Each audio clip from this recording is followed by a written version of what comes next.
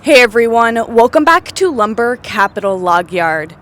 Last Friday, the boss did an inspirational talk, and we had a lot of positive feedback from that video, so we're going to do it again this Friday. It is possible that we will make this more of a regular thing, like once a week or maybe even once a month. But if this isn't what you guys want to be seeing, please let me know and leave a comment down in this video if this is what you guys are interested in. Our philosophy in life is that we're here to serve, and so the whole purpose of doing these videos is that you are gaining something from them, whether it is knowledge or purely entertainment. The boss obviously doesn't love being on camera, but he loves the idea of helping people. So because we had so much positive feedback from last Friday's video, he felt like he was really giving back to our viewers, you guys. So if this is something that you feel you are gaining from, please let us know in the comment section and we will do it more often. That was a very long intro, so without further ado, let's get into the video. Em asked me if I knew what I was going to say.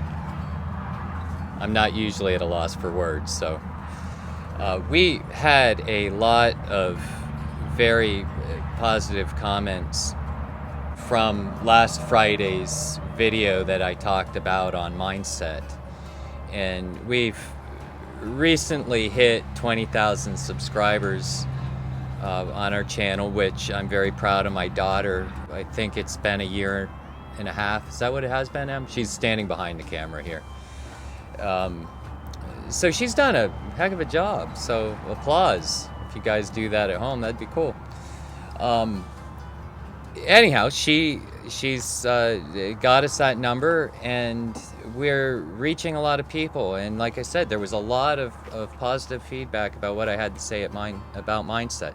So what I want to tell you about how I've developed these thoughts is, one of the criterias for our family is that we sit down and have dinner together.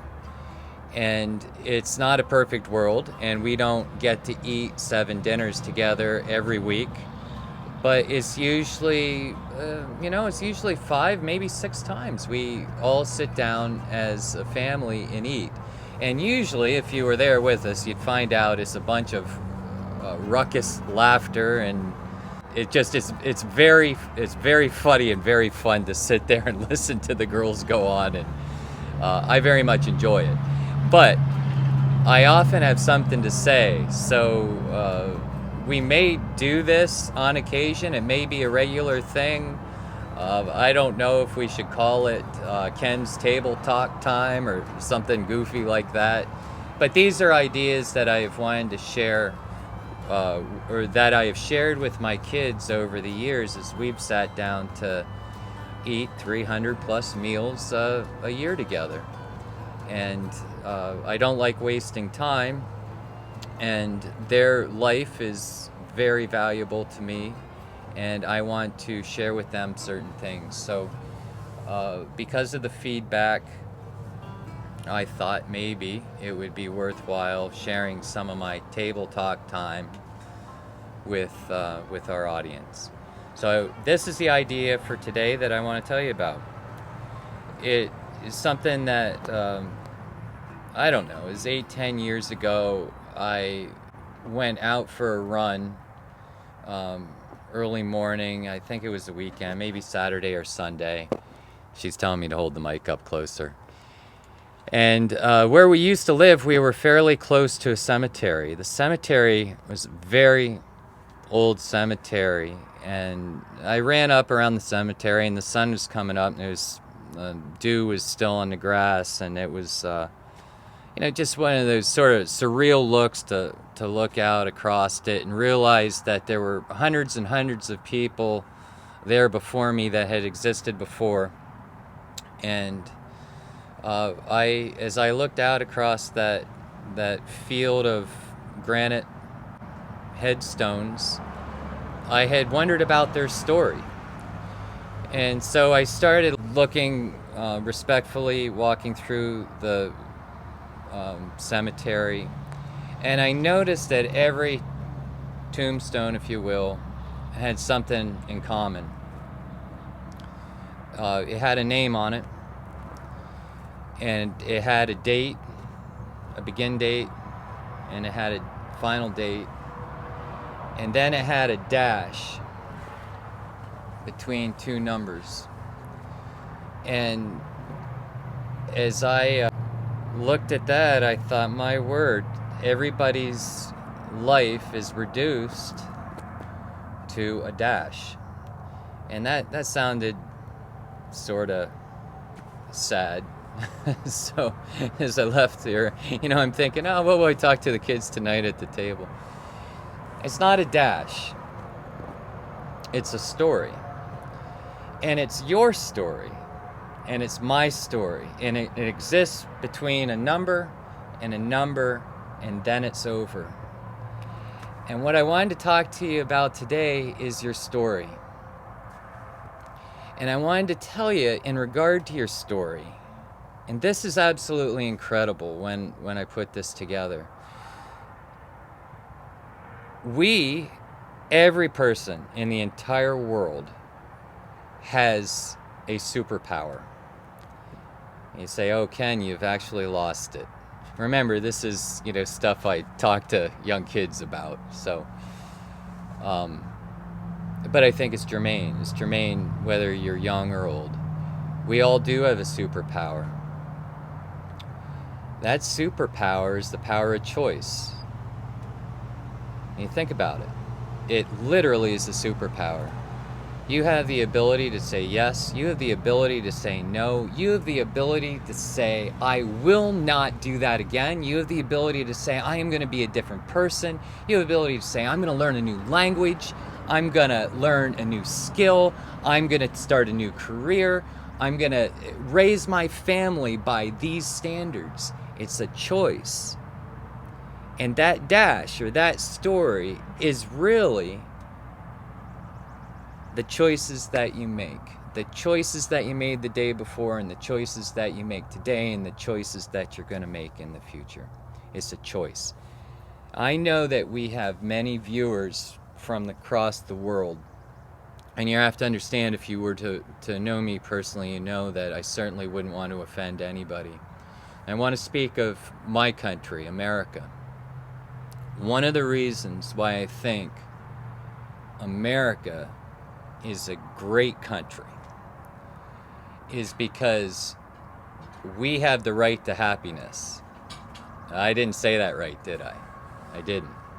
I purposely did that. We have the right to pursue happiness. That is a absolutely great right. And we can, if you understand how things work, that is a concept that has molded our country. And really what it comes down to me, is pursuit is choice. You can choose to stay on your couch. You can choose not to go for that jog. You can choose to sleep in. You can choose to miss that sunrise. You can choose to not stop and watch the sunset.